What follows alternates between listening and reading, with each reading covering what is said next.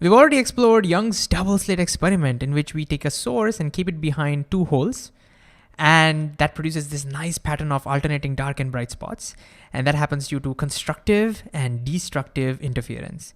In this video, we want to figure out an expression for the distance between two consecutive bright spots. We want to figure out what is the expression for this distance. Why?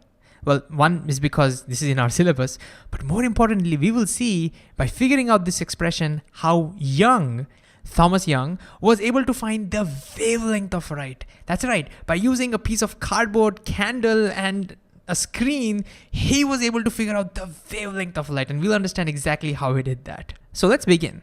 To start with, this distance is often called beta, and the name is fringe width. That's the name we give to it, fringe width. And the name was confusing for me because I thought we were calculating the width of something, but we are not. See, over here, what we find is that the brightness is maximum, then it becomes smaller and smaller, then it becomes minimum, then the brightness increases and becomes maximum, and then minimum and maximum, minimum.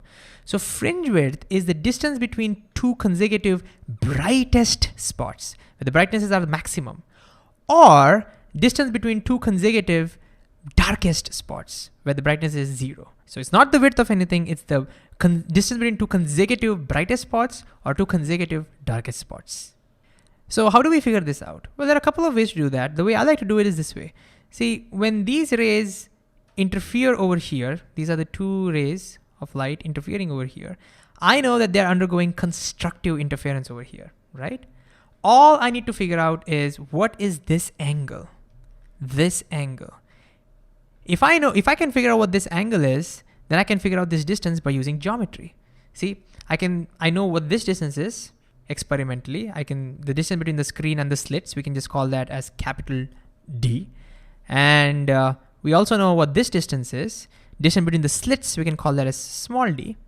So if I figure out what this angle is at which this constructive interference is happening, then from geometry, I can figure out what this distance is going to be.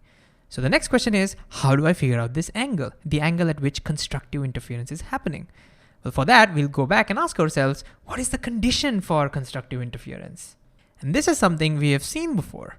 In our previous videos, we've seen for constructive interference, the path difference between the two interfering waves, that should equal an integral multiple of the wavelength lambda. What is this equation saying? Well, over here, you can kind of see that this one is traveling slightly more distance compared to this wave, right? Because this is slightly farther away from this source or this slit. And so that extra distance is called the path difference. If that equals an integral multiple of a wavelength, then we'll always find constructive interference.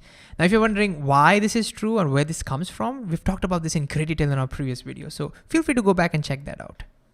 So when m equals 0, we get the path difference to be 0, and that happens right at the center. So we get the central bright spot.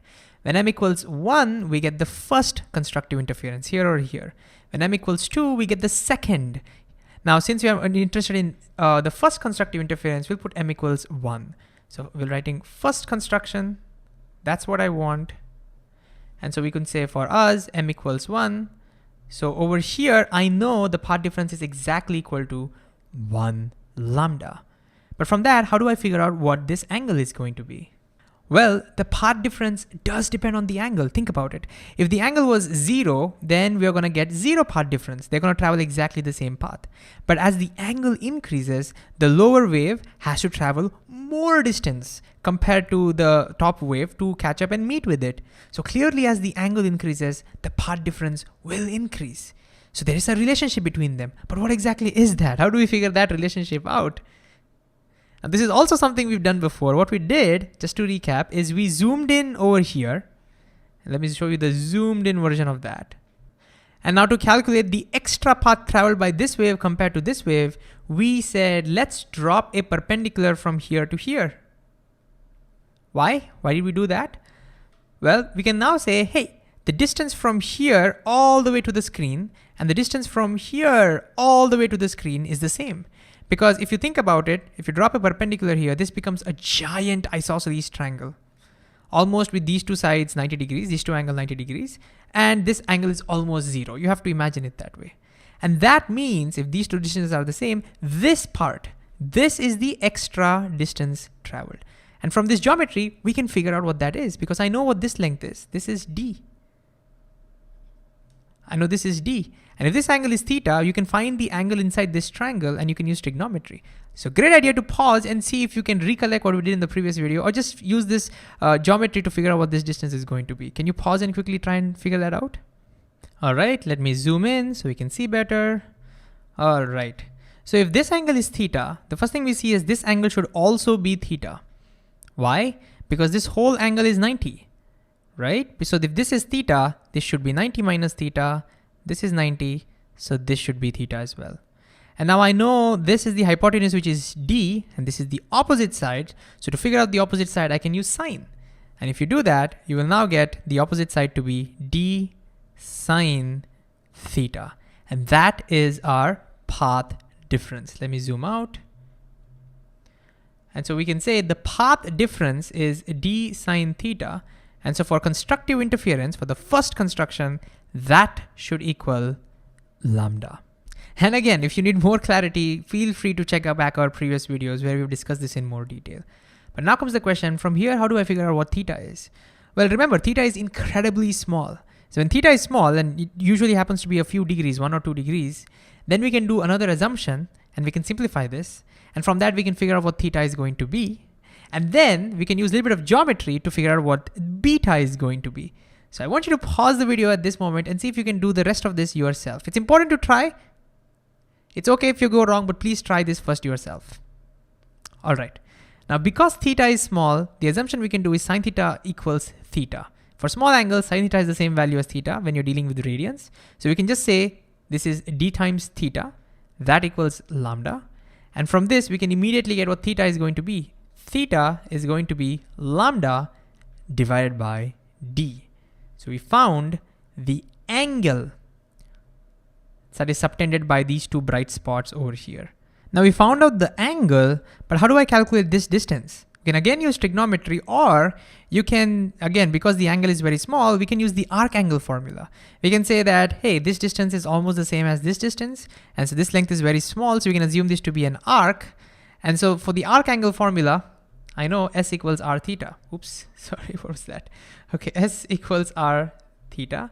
So our arc is the beta over here, beta. The radius is the capital D times theta. And therefore, if I substitute, I get beta to be, I'll first substitute theta. That'll be lambda divided by D times capital D. And if you had used trigonometry, you would have gotten the same answer. You could have used trigonometry and say, I can use tan theta, and then tan theta becomes the same thing as theta because the angle is small. You would get exactly the same result. You can try that. But anyways, we have found the expression for fringe width. Now, before we talk about how Thomas Young calculated the wavelength, one question I have is, we found the angle between these two bright spots, or the distance between these two bright spots. Would the answer be the same for distance between these two bright spots? Would we get the same answer? Well, it looks like that, but can we prove it? Well, yeah, let's quickly try and do it. Again, feel free to see if you can prove it yourself. But now we'll consider the interference between, for the second constructive interference. Let me use same yellow. Second constructive interference here. And to calculate the angle, the distance between these two bright spots, I have to again calculate what this angle is going to be. And again, why don't you think about that? You can do it very quickly over here. All right. So for the second constructive interference, my M is going to be 2. So I'll get this to be 2 lambda. So this will be 2. And this angle, this total angle is going to be 2 lambda by D. But since this angle is lambda by D, total angle is 2 lambda by D, that means this angle is also lambda by D. So what we see is this angle is exactly the same as this angle. And therefore, this distance will turn out to be exactly the same as this distance.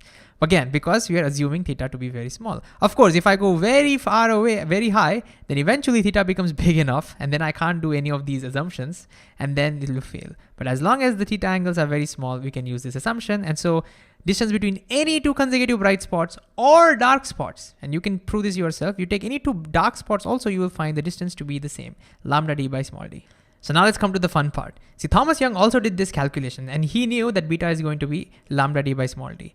Now in his experiment, he experimentally found out using a ruler and maybe a microscope, because this distance will be very small, what was the distance between two consecutive bright spots. So he experimentally calculated this. And in his experiment, he knew what the value of capital D and the value of small d was. And so by plugging in, he was able to figure out the wavelength of light, which I feel is mind blowing, because, you know, if someone told me that you can use a candlelight, a cardboard, a screen, and a microscope to find the wavelength of light, I wouldn't be able to believe that. And that's why this is one of the most important experiments in history. Okay, finally, let's look at what this expression is telling us. It's telling us that if the lambda is high, if the wavelength of light is larger, then beta will be larger. So if you use red light, which has a larger wavelength, you would expect the beta to be larger. The bright spots will be farther apart. If the distance increases, if the distance between the source and the slit and the screen increases, then beta becomes larger, which kind of makes sense, right? The angle does not depend on that, but as you go farther and farther away, you can see they are diverging away.